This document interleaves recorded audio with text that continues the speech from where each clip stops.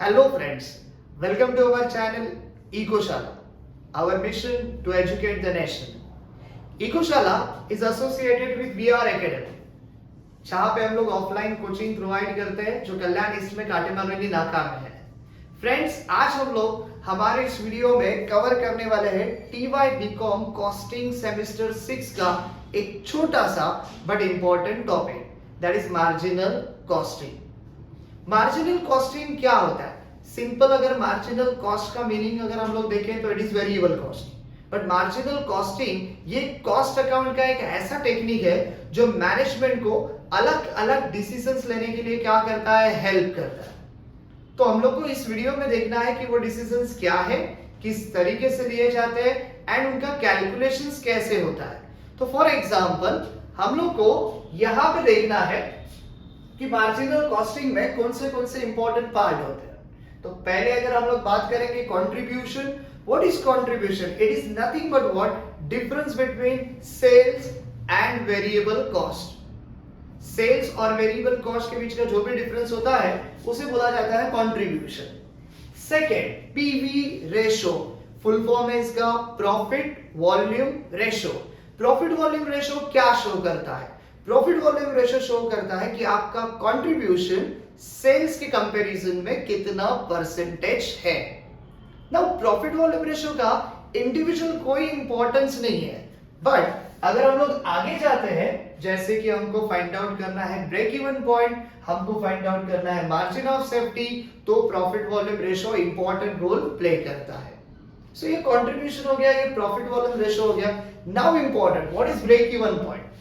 Break even point वो point होता है जहां पे आपका रेवेन्यू और आपका टोटल कॉस्ट इक्वल आता है। In other words we can say it is a point where company को प्रॉफिट भी नहीं हो रहा है और लॉस भी नहीं हो रहा है। ये एक ऐसा पॉइंट होता है। सो ब्रेक इवन पॉइंट मतलब मैंने जितना खर्चा किया सेम अमाउंट मैंने अर्न किया।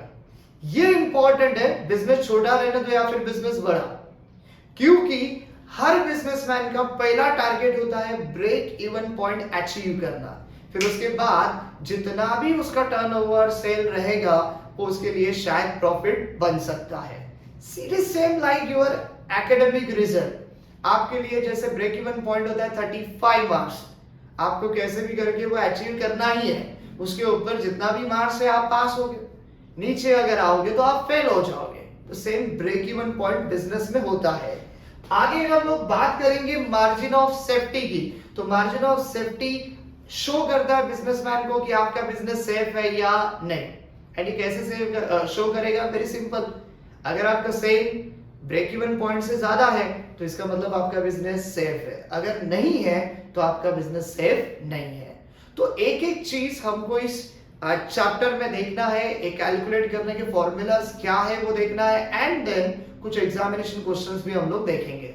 तो let us start. First point, contribution. क्या होता है कंट्रीब्यूशन? जस्ट मैंने बताया, contribution is nothing but difference between sales and variable cost. So we can say contribution is the difference between the total sales and total variable cost. Contribution is that portion of sales which remain to contribute toward fixed cost and profit। इसी contribution में से fix cost paid किया जाता है and फिर कुछ balance बचेगा तो उसे प्रॉफिट बोला जाता है। Second, profit volume ratio. Profit volume ratio is the ratio of contribution to sales. It measures the profitability of each product separately. It is always expressed in percentage. मैंने आगे भी बोला इसका इंडिविजुअल कोई इंपॉर्टेंस नहीं है, बट ये दो चीजों के लिए profit volume ratio important role play करता है। नेक्स्ट, ब्रेक इवन एनालिसिस, यानी कि ब्रेक इवन पॉइंट। फ्रेंड्स, इसका मीनिंग क्या है? देखो, break even point refers to that volume of operation at which total sales revenue is equal to total cost. आपका total sale revenue और total cost कैसा रहेगा? Same. Then it is a point at which there is neither profit nor loss. It is a point at which contribution is equal to your fixed cost. देखो, simple example लेने का रहेगा। तो अगर हम लोग एक छोटे से बिजनेस का एग्जांपल लेते हैं, जो हमारे आजू बाजू में मार्केट में कोई सब्जी वाला है, उसका एग्जांपल ले लो।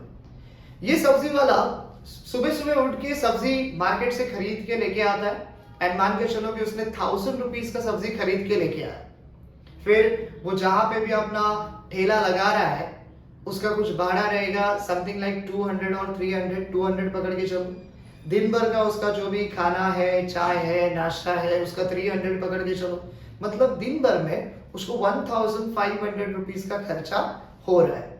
तो फ्रेंड्स, सब्जी वाले के लिए उसका ब्रेक इवन पॉइंट 1500 रुपीज रहेगा। तो सब्जी वाले का कोशिश क्या रहेगा, कैसे भी करके दिन भर में कम से कम 1500 रुपीज अर्न करना है। उसके ऊपर जितना भी उसको सब्जी बेच के पैसा मिलेगा वो उसके लिए क्या रहेगा, प्रॉफिट। बट अगर 1500 के नीचे उसको पैसा मिलता है तो उसके लिए क्या रहेगा, लॉस। इसलिए फ्रेंड्स, मार्केट में अगर आप कभी गए और देखा कि कोई एक सब्जी वाला है जो जोर जोर से मर मर के चिल्ला रहा है 10 का 12, 10 का 12, तो समझ जानेगा कि वो सब्जी वाले ने ब्रेक इवन पॉइंट अचीव नहीं किया है। और वही उसके बाजू में कोई सब्जी वाला बैठा है और मस्त मजा ले रहा है, उसके देख रहा है, अरे हाँ और चिल्ला, एंड ये भाई आराम से बैठा, तो समझ जानेगा कि इसने अपना ब्रेक इवन पॉइंट अचीव कर लिया है। यही तो होता है ना फ्रेंड्स, शाम को 6 बजे आप सब्जी लेने जाओ, जो सब्जी आपको 40 रुपीज का मिलता है 10 बजे जाओगे तो आपको 10 रुपीज में मिल जाता है। क्यों? क्योंकि सब्जी वाले ने ब्रेक इवन पॉइंट अचीव कर लिया है ना। वो अभी सब्जी हो 10 में बेचो, 20 में बेचो, 30 में बेचो, उसको तो प्रॉफिट ही होने वाला है। तो अगर छोटा सा छोटा बिजनेसमैन है उसको ये मालूम होना चाहिए। तो जस्ट इमेजिन जो बड़े बड़े कंपनी है इसमें ब्रेक इवन पॉइंट कितना बड़ा रोल प्ले करता रहेगा। इसमें तो आपने कभी कभी सुना रहेगा, अगर आपके फ्रेंड्स रिलेटिव कोई मार्केटिंग में है, एंड ऑफ द ईयर अचानक से उनके टारगेट्स बढ़ जाते हैं। ये कब बढ़ जाते हैं? जब उन्होंने ब्रेक इवन पॉइंट अचीव नहीं किया रहेगा, जब उन्होंने टारगेट जो रिजल्ट है वो अचीव नहीं किया रहेगा, तो उनके जो भी वर्कलोड है, वर्कलोड ऑटोमेटिकली क्या होता है, बढ़ जाता है। So this is break even point. Margin of safety simple है फ्रेंड्स, वही सब्जी वाले का एग्जांपल लेते हैं जिसका ब्रेक इवन पॉइंट दिन का 1500 है। अगर उसने सब्जी 1800 का अभी तक बेचा है तो वेरी सिंपल, उसका बिजनेस 300 रुपीज से सेफ है। बट अगर उसका सेल 1400 है तो इसका मतलब उसका बिजनेस 100 रुपीज से सेफ नहीं है।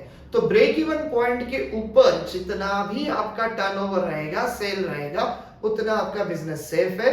और अगर आपका turnover, sale break even point के नीचे रहेगा तो उतना आपका बिजनेस सेफ नहीं है। So that is margin of safety. Next अगर हम लोग बात करेंगे तो यहाँ पे आते हैं इंपॉर्टेंट कुछ फॉर्मूलाज, जिसमें हम लोग को पहला एंड वेरी वेरी इंपॉर्टेंट जो हर क्वेश्चन में आने वाला है वो हम लोग को देखना है, मार्जिनल कॉस्ट स्टेटमेंट। अब ये एक स्टेटमेंट है जिसमें ना अलग अलग 6 फॉर्मूलाज इंक्लूड है। तो एक स्टेटमेंट अगर आप याद रखोगे तो आपके 6 फॉर्मूलाज ऑटोमेटिकली बाय हार्ट हो जाएंगे। तो नाउ मार्जिनल कॉस्ट स्टेटमेंट कैसे बनता है? तो मार्जिनल कॉस्ट स्टेटमेंट रुपीस में भी बनता है एंड पर यूनिट में भी बनता है। इसमें आता क्या है? सी सिंपल पर्पस है मार्जिनल कॉस्ट स्टेटमेंट का टू कैलकुलेट द प्रॉफिट और लॉस ऑफ द बिजनेस। देखो, बिजनेस को अगर प्रॉफिट और लॉस कैलकुलेट करना तो उनको फाइनल अकाउंट बनाना पड़ेगा, और वो बंदा कब है? At the end of the year. But in between the year और इन बिटवीन द वीक और इन बिटवीन द मंथ अगर आपको आपका प्रॉफिट है या लॉस है चेक करना है तो कॉस्ट अकाउंटिंग में मार्जिनल कॉस्टिंग टेक्निक से मार्जिनल कॉस्ट स्टेटमेंट बना के वो आप फाइंड आउट कर सकते हैं। क्या फाइंड आउट करना है? प्रॉफिट। कैसे मिलता है प्रॉफिट? Income minus expenses. तो पहला हम लोग यहाँ पे लेंगे इनकम, और हमारे बिजनेस के लिए इनकम क्या होता है? सेल्स। तो हमको लेना है सेल्स रुपीस में, हमको लेना है सेल्स पर यूनिट में। तो पहला लिया सेल्स। नाउ इस सेल्स में से माइनस होगा एक्सपेंसेस। अभी फ्रेंड्स, आपके जो एक्सपेंसेस है वो एक्सपेंसेस दो तरीके के होते हैं। एक होता है वेरिएबल एक्सपेंसेस, दूसरा होता है fixed expenses. What is variable expenses? Very simple. Those expenses which are depend upon output. That means when your output increases, expenses also increases. When your output decreases, expenses also decreases. उन खर्चे को बोला जाता है variable expenses. Example आपका raw material. जितना output बढ़ाओगे raw material का खर्चा बढ़ेगा, जितना रॉ मटेरियल आउटपुट कम करोगे रॉ मटेरियल का खर्चा भी क्या होगा? कम होगा। एग्जाम्पल वेजेस, 100 kg आउटपुट के लिए हमको 10 डेज लगता है, 150 kg आउटपुट के लिए हमको कितना डेज लगेगा? 15 डेज। तो जितना आउटपुट बढ़ाओगे नंबर ऑफ डेज बढ़ेगा, नंबर ऑफ डेज बढ़ेगा तो वेजेस भी क्या होगा, बढ़ेगा। वैसे ही आउटपुट कम करोगे वेजेस भी कम होगा, तो उसे बोला जाता है वेरिएबल एक्सपेंसेस। तो सेल में से सबसे पहला अगर कुछ माइनस होने वाला है तो वो है आपका वेरिएबल कॉस्ट। क्या माइनस होगा सबसे पहला, variable cost, rupees per unit. And जब सेल्स में से आप वेरिएबल कॉस्ट माइनस करोगे तो आने वाले अमाउंट को हम लोग बोलेंगे कंट्रीब्यूशन। क्या बोलेंगे, कंट्रीब्यूशन। जस्ट उसका मीनिंग अभी हमने देखा था कि contribution means nothing but what, difference between sales and variable cost. तो ये हो गया आपका marginal cost statement till contribution. पहला खर्चा तो हमने माइनस किया वेरिएबल कॉस्ट। दूसरा खर्चा होता है that is fixed cost. What is fixed cost? Very simple, whether your output increases or decreases, the cost which always remain constant is called as fixed cost. Output बढ़ने दो, कम होने दो, ये खर्चा कभी चेंज होता नहीं है। वही हम लोग एग्जांपल लेते हैं, हमने एक जगह भाड़े पे लिया है, हमारा फैक्ट्री जो है ना वो रेंट पे है, जिसका रेंट पर मंथ 10,000 है। अगर हम 100 केजी आउटपुट बना रहे हैं, रेंट 10,000, 150 केजी बनाया फिर भी रेंट कितना रहने वाला है, 10,000। सिर्फ 50 केजी आउटपुट प्रोड्यूस किया फिर भी रेंट कितना रहने वाला है, 10,000। सो आपका आउटपुट बढ़ने दो या कम होने दो, रेंट जो है वो एवरी मंथ सेम होने वाला है। तो उसे हम लोग क्या बोलेंगे, उसे हम लोग बोलेंगे फिक्स्ड कॉस्ट। क्या बोलेंगे उसको हम लोग, फिक्स्ड कॉस्ट। तो फिक्स्ड कॉस्ट यहां से हम लोग माइनस करेंगे। एंड फाइनली कंट्रीब्यूशन में से जब फिक्स्ड कॉस्ट आप माइनस करते हो, अगर आपका बैलेंस पॉजिटिव आ रहा है तो हम उसे प्रॉफिट बोलेंगे, और अगर निगेटिव आ रहा है तो हम उसे लॉस बोलेंगे। तो ये है simple format of marginal cost statement. एक चीज आपको यहाँ पे ध्यान में रखना है कि पर यूनिट वाला कॉलम कंट्रीब्यूशन में ही खत्म हो जाएगा, उसके आगे वो कैरी नहीं होगा, बट अमाउंट जो है वो पूरा का पूरा यहाँ पे आएगा। सो ये मार्जिनल कॉस्ट स्टेटमेंट। नाउ ये इंपॉर्टेंट क्यों है, इसमें 6 अलग अलग फॉर्मूलाज है। जैसे कि एग्जांपल नंबर 1 कंट्रीब्यूशन कैसे मिलेगा, sales less variable cost. Profit कैसे मिलेगा, contribution less fixed cost. Fixed cost कैसे मिलेगा, contribution less profit. Variable cost कैसे मिलेगा, सेल्स माइनस कंट्रीब्यूशन। सेल कैसे मिलेगा, contribution plus variable cost. Contribution कैसे मिलेगा, प्रॉफिट प्लस फिक्स्ड कॉस्ट। तो ये अलग अलग फॉर्मूलाज याद रखने से बेटर ये एक सिंपल छोटा सा मार्जिनल कॉस्ट स्टेटमेंट अगर आप याद रखते हो तो आपके बाकी फॉर्मूलाज ऑटोमेटिकली रेडी हो जाएंगे। तो ये मार्जिनल कॉस्ट स्टेटमेंट सबसे इंपॉर्टेंट हर क्वेश्चन में आने वाला है। Second, profit volume ratio. मैंने आपको बोला था इसका इंडिविजुअल कोई इंपॉर्टेंस नहीं है, बट बाकी सारी चीजें कैलकुलेट करने में ये इंपॉर्टेंट रोल प्ले करेगा। क्या होता है प्रॉफिट वॉल्यूम रेशियो? हमने देखा था कि आपका कंट्रीब्यूशन सेल्स का कितना परसेंटेज शो करता है, that is profit volume ratio. तो इसका फॉर्मूला क्या है, देखो very simple, contribution upon sales into 100। Now क्यों इनटू 100? बिकॉज़ ये ऑलवेज परसेंटेज में रहेगा। किसमें रहेगा? ये ऑलवेज परसेंटेज में। So profit volume ratio contribution upon sales into 100। तो ये 2 पॉइंट हमारा हो गया। Third point which is very very important, that is break even point. Now friends, break even point है ना, हम लोग दो तरीके से फाइंड आउट करते हैं। अगर हम लोग वही सब्जी वाले का एग्जांपल लेते हैं तो उसने 1500 ये ब्रेक इवन पॉइंट दिन का रखा था, so that 1500 is called as what, break even point in rupees। और अगर वो एज्यूम कर रहा है कि दिन में मेरा ब्रेक इवन पॉइंट रहेगा 15 kg, जो मैंने सब्जी खरीदा है वो मेरे को सेल करना है, जिससे मेरा पूरा कॉस्ट रिकवर होगा, तो that 15 kg is called as break even point in units. तो क्वांटिटी में है तो break even point in units बोलेंगे, अमाउंट में रहेगा तो break even point in rupees बोलेंगे। तो अगर हमको फाइंड आउट करना है break even point in rupees, तो हमारा फॉर्मूला क्या रहेगा? देखो, पहले हमको लेना है फिक्स कॉस्ट, जो हमको कहां पे मिलेगा, क्वेश्चन में दिया रहेगा, या फिर हम लोग मार्जिनल कॉस्ट स्टेटमेंट में से फिक्स कॉस्ट को लेंगे। एंड फिर इस फिक्स कॉस्ट को डिवाइड करना है। किससे डिवाइड करना है? Profit volume ratio. मैंने बोला था पीवी रेशियो का इंडिविजुअल कोई इंपॉर्टेंस नहीं है, बट बाकी चीजें कैलकुलेट करने में ये इंपॉर्टेंट रोल प्ले करेगा। विदाउट पीवी रेशियो आप break even point in rupees calculate नहीं कर सकते। So break even point in rupees. Second, अगर आपको कैलकुलेट करना है break even point in units, तो फिक्स कॉस्ट सेम रहेगा, उसमें कोई चेंज होगा नहीं, आपको जैसे फिक्स कॉस्ट था वैसे ही लेना है, बट डिवाइड करते वक्त आपको डिवाइड करना है किससे, आपको डिवाइड करना है कंट्रीब्यूशन पर यूनिट से। किससे डिवाइड करना है, कंट्रीब्यूशन पर यूनिट से। तो यहाँ पे है ना, मैं आपको एक हिंट देके रखता हूं, जो जो इंफॉर्मेशन आपको रुपीस में चाहिए ना, आप डिवाइडेड बाय पीवी रेशो करो, और जो जो इंफॉर्मेशन आपको यूनिट्स में चाहिए divided by contribution per unit करो। ये हिंट ध्यान में रखो, आगे 2-3 फॉर्मूला में सेम चीज यूज होने वाला है। तो ये हो गया आपका ब्रेक इवन पॉइंट, जहां पे हमारा इनकम और एक्सपेंसेस सेम होता है, इन अदर वर्ड्स जहां पे हमको प्रॉफिट भी नहीं होता है और लॉस भी नहीं होता है।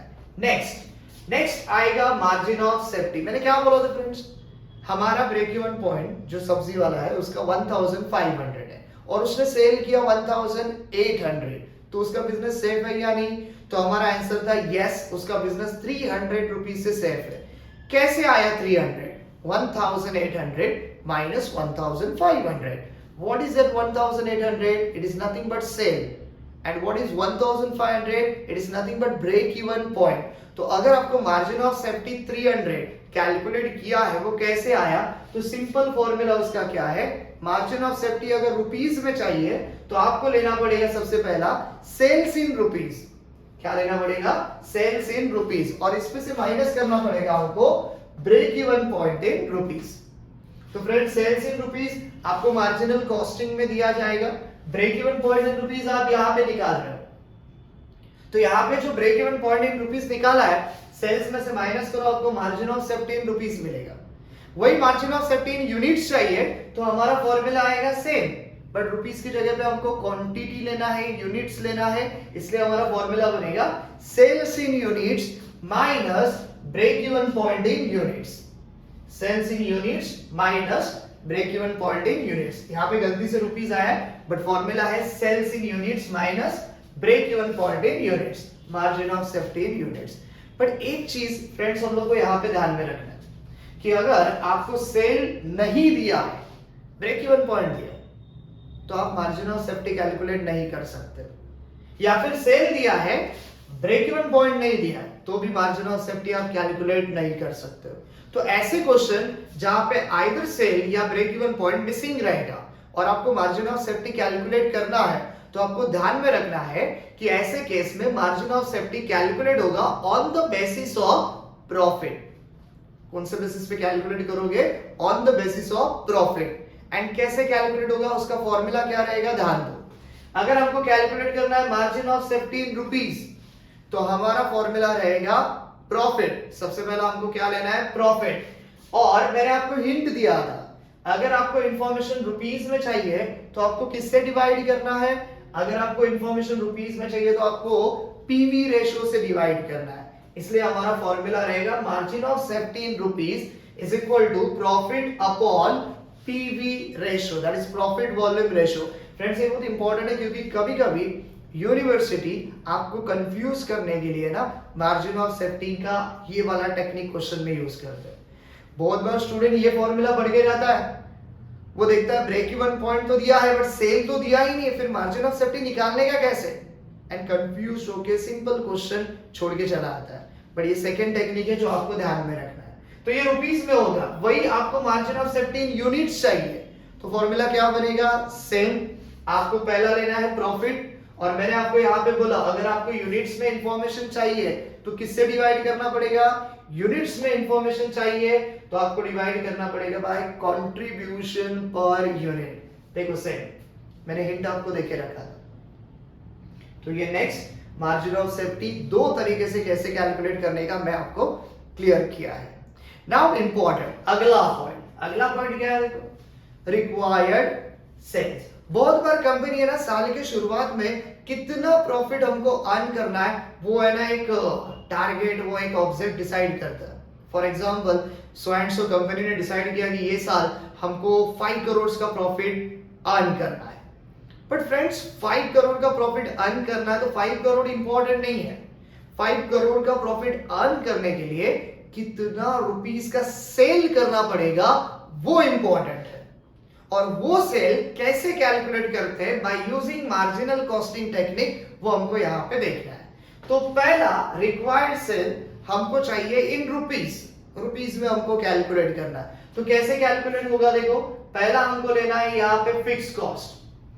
पहला क्या लेना है, फिक्स कॉस्ट, जो मार्जिनल कॉस्ट स्टेटमेंट में रहेगा, plus desired profit. What is desired profit? Expected profit, आपका टारगेटेड प्रॉफिट। मैंने बोला 2 करोड़ का आपने प्रॉफिट अगर रखा है तो वो इंपॉर्टेंट नहीं है, वो अचीव करने के लिए सेल कितना करना पड़ेगा वो हमको देखना है। तो सबसे पहला देखो कि आपका फिक्स कॉस्ट कितना है, प्लस आपका जो एक्सपेक्टेड प्रॉफिट कितना है वो उसमें ऐड करो, डिवाइडेड बाय, इंफॉर्मेशन किसमें चाहिए आपको, रुपीस में।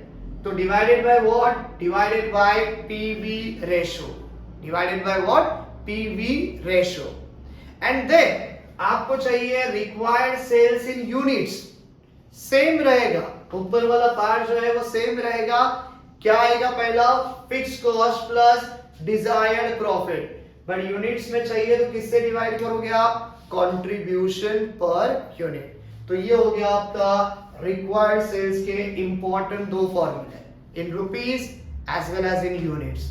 तो ये सारे फॉर्मूलेस आपको अच्छी तरह से समझना है, तो आपको कोई भी मार्जिनल कॉस्टिंग से रिलेटेड क्वेश्चन अगर आता है तो आप उसको इजीली सॉल्व कर सकते हो।